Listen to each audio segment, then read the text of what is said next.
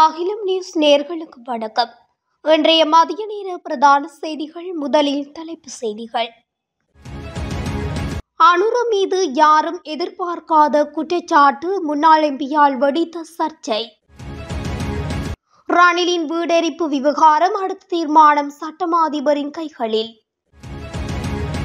வடக்கு கிழக்கின் காணி பிரச்சினைகளை தீர்ப்பதில் உதவும் ஐக்கிய நாடுகள் சபை. நாளை முதல் பாடசாலை நேரங்களில் முற்றிலும் தடை, அதிரடி உத்தரவு.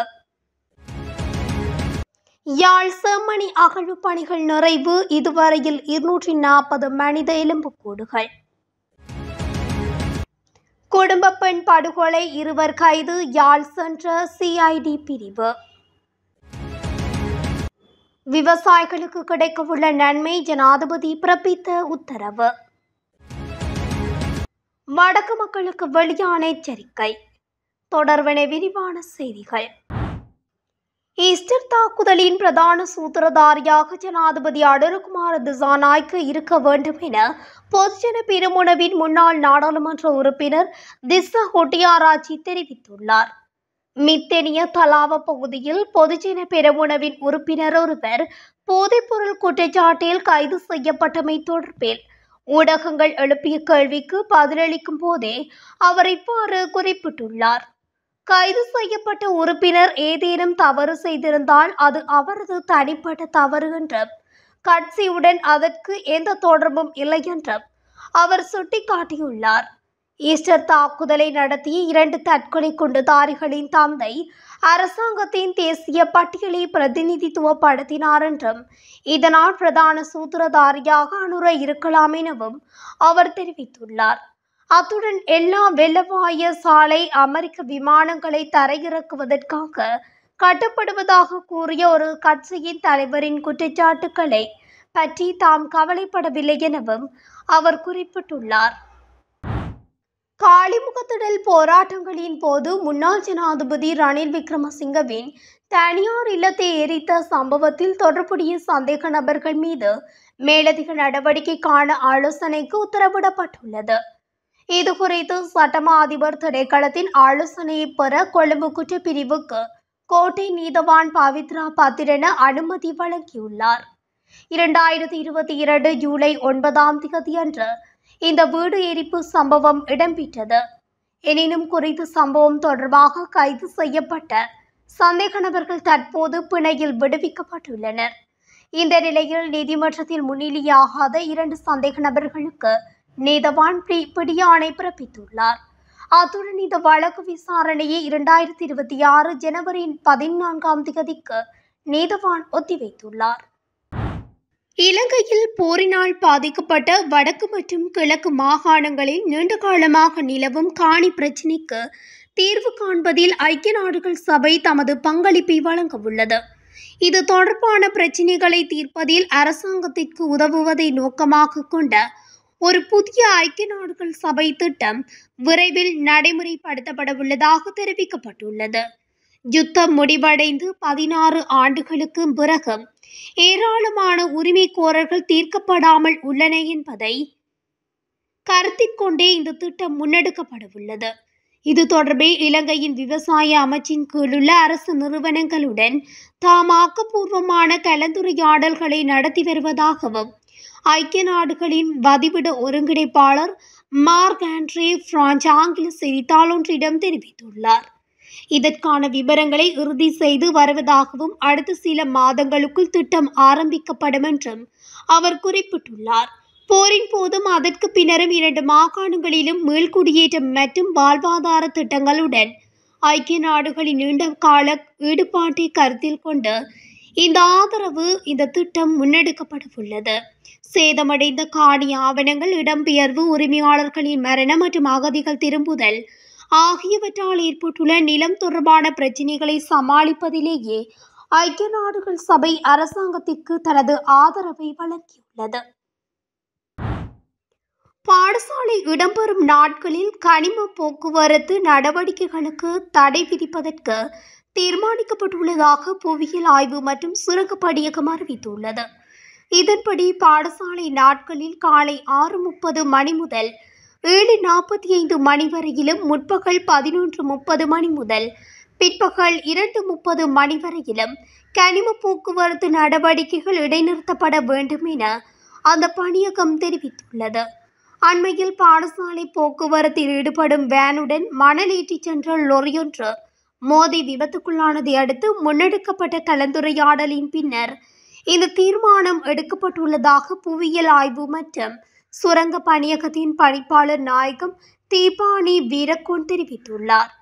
அதன்படி குறித்த காலப்பகுதியில் கனிம போக்குவரத்து நடவடிக்கைகளை மேற்கொள்ளும் வாகனங்கள் வீதியோரத்தில் முறையாக நிறுத்தப்பட வேண்டும் என அவர் கூறியுள்ளார். இது தொடர்பான விழிப்புணர்வு நாட்டில் உள்ள சகல பிரதேச செயலகங்களின் ஊடாகவும் கடந்த 4ஆம் தேதி முதல் முன்னெடுக்கப்பட்டு வருவதாகவும் அவர் தெரிவித்துள்ளார். இதனால் பாடசாலை நேரங்களில் மாணவர்கள் இலகுவாக பயணம் செய்து கொள்ள முடியும் என்றும் கூறப்பட்டுள்ளது. யாழ்ப்பாணம் செம்மணி சித்துப்பாத்தி மனித புதைகுழியின் 2ஆம் கட்ட அகழ்வு பணிகள் இன்றுடன் நிறைவு பெற்றுள்ளது. செம்மணி சித்துப்பாத்தி மனித புதைகுழியில் இதுவரை 240 மனித எலும்புக்கூடுகள் அடையாளம் காணப்பட்டுள்ளது. யாழ்ப்பாணம் செம்மணி அரியாலை சித்துப்பாத்தி இந்து மயான மனித புதைகுழியின் 2ஆம் கட்ட அகழ்வு பணிகள் 45வது நாளாக இன்று யாழ்ப்பாணம் மாவட்ட மேலதிக நீதவான் செல்வநாயகம் லெனின்குமார் முன்னிலையில் முன்னெடுக்கப்பட்டமை குறிப்பிடத்தக்கது. அம்பாறையில் வீடொன்றில் தனித்திருந்த குடும்ப பெண்ணொருவர் படுகொலை செய்யப்பட்ட சம்பவம் தொடர்பில் தலைமறைவாக இருந்த பிரதான சூத்திரதாரியின் சகோதரன் உள்ளிட்டோர் கைது செய்யப்பட்டுள்ளனர். அம்பாறை பெரிய நீலாவணி போலீஸ் பிரிவுக்குட்பட்ட விஷ்ணு கோயில் வீதியில் அமைந்துள்ள வீடொன்றில் தனித்திருந்த 38 வயது மதிக்கத்தக்க 2 பிள்ளைகளின் தாயான மனோதர்ஷன் விதுஷா என்ற குடும்ப பெண் கடந்த மே மாதம் வெள்ளிக்கிழமை படுகொலை செய்யப்பட்டிருந்தார். குறித்த பெண்ணின் படுகொலை தொடர்பில் கடந்த ஜூன் மாதம் 25ஆம் தேதி சந்தேகத்தின் அடிப்படையில் குறித்த பெண்ணின் வீட்டில் பணிப்பெண்களாக பணியாற்றிய நிலையில் சகோதரிகளான இரட்டையர் கைது செய்யப்பட்டனர். இவ்வாறு கைது செய்யப்பட்ட 2 சந்தேக நபர்களும் கல்முனை நீதவான் நீதிமன்றத்தில் முன்னிலைப்படுத்தப்பட்ட பின்னர் விளக்கமறியலில் வைக்கப்பட்டு விசாரணை செய்யப்பட்டு வந்தனர். விசாரணையில் ஏதோ ஒரு அடிப்படையில் தொய்வு ஏற்பட்டதை உணர்ந்த படுகொலை செய்யப்பட்ட குடும்ப பெண்ணின் கணவர், ஜனாதிபதி உட்பட போலீஸ் மாதிபர், குற்றப்புலனாய்வு பிரிவினர் என பல தரப்பினருக்கு உரிய நீதி கோரி சூத்திரதாரிகள் என நம்பப்படும் பலரது பெயரை சமூக ஊடகங்களில் வெளிப்படுத்தியிருந்தார். இதன் அடிப்படையில் அம்பாறை மாவட்ட குற்றப்புலனாய்வு பிரிவினர் விசாரணைகளை முன்னெடுத்து களுவாஞ்சிக்குடி பகுதியில் உள்ள நகைக்கடை உரிமையாளர் தான் படுகொலையின் பிரதான சூத்திரதாரி என கண்டறியப்பட்டுள்ளதுடன் குறித்த கைது நடவடிக்கை அறிந்த பிரதான சந்தேக நபர் தற்போது அவரது சொந்த இடமான யாழ்ப்பாணத்துக்கு தப்பி சென்ற நிலையில் சந்தேக நபரை தேடி அம்பாறை மாவட்ட குற்றப்புலனாய்வு பிரிவினர் யாழ்ப்பாணத்திற்கு வருகை தந்துள்ளமை குறிப்பிடத்தக்கது. விவசாயிகளின் விவசாய நிலங்கள் தொடர்பான பிரச்சினைகளை தீர்ப்பதற்கான முறையான பொறிமுறையை வகுக்குமாறும் ஜனாதிபதி அனுர அதிகாரிகளுக்கு அறிவுறுத்தியுள்ளார். மொனராகலை மாவட்ட செயலகத்தில் நடைபெற்ற விசேட ஒருங்கிணைப்பு குழு கூட்டத்தில் உரையாற்றும் போதே ஜனாதிபதி இதனை தெரிவித்துள்ளார். ஒரு அபிவிருத்தி திட்டம் ஆரம்பிக்கப்படும் போது அது நிறைவடையும் வரை இலக்கு மையப்பட்ட திட்டத்தை அரசு அதிகாரிகள் வைத்திருக்க வேண்டும் என்றும் அனுரகுமார வலியுறுத்தியுள்ளார். கடந்த காலங்களில் ஆரம்பிக்கப்பட்ட அபிவிருத்தி திட்டங்கள் உரிய நேரத்தில் நிறைவு செய்யப்படவில்லை. இந்த ஆண்டு முதல் ஆரம்பிக்கப்படும் அனைத்து அபிவிருத்தி திட்டங்களையும் உரிய நேரத்தில் நிறைவு செய்ய வேண்டும் என்று ஜனாதிபதி சுட்டிக்காட்டியுள்ளார். இந்த ஆண்டு புதிதாக 62,000 பேரை அரசு சேவையில் இணைத்துக் கொள்வதற்கு அனுமதி அளிக்கப்பட்டுள்ளதாகவும் அனுரகுமார திசாநாயக்க தெரிவித்துள்ளார். அத்துடன் கோடியாக்கல மற்றும் கெப்பிலித்த வனப்பகுதிகளின் எல்லை நிர்ணயம் காரணமாக விவசாய நிலங்களை இழந்த விவசாயிகளின் பிரச்சினை குறித்தும் இங்கு விசேட கவனம் செலுத்தப்பட்டது. விவசாயிகளின் விவசாய நிலங்கள் தொடர்பான பிரச்சினைகளை தீர்ப்பதற்கான முறையான பொறிமுறையை வகுக்குமாறும் ஜனாதிபதி அதிகாரிகளுக்கு வலியுறுத்தியுள்ளார். எதிர்வரும் நாட்களில் வடக்கு, வடமத்திய, கிழக்கு மற்றும் ஊவா மாகாணங்களில் பிற்பகல் வேளையில் இடியுடன் கூடிய மழை பெய்யும் சாத்தியம் உள்ளதாக வளிமண்டலவியல் திணைக்களம் எதிர்வு கூறியுள்ளது. குறித்த விடயத்தை வளிமண்டலவியல் திணைக்களம் இன்று வெளியிட்டுள்ள அறிக்கையில் தெரிவித்துள்ளது. வடக்கு, வடமத்திய, கிழக்கு மற்றும் ஊவா மாகாணங்களில் பிற்பகல் 2 மணிக்கு பின்னர் ஆங்காங்கே மழை அல்லது இடியுடன் கூடிய மழை கிடைக்கும். சில இடங்களில் 50 மில்லிமீட்டருக்கும் அதிக அளவில் மழை வீழ்ச்சி பதிவாகக்கூடும்.